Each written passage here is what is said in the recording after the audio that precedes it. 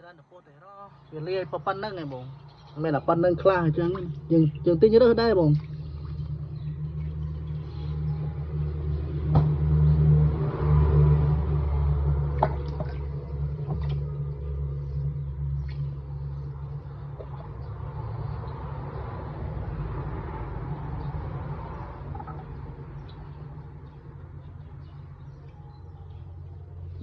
អានឹងផ្អក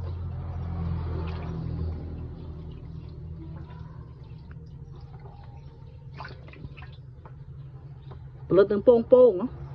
អាណានឹងពងលពេញពោះបាទ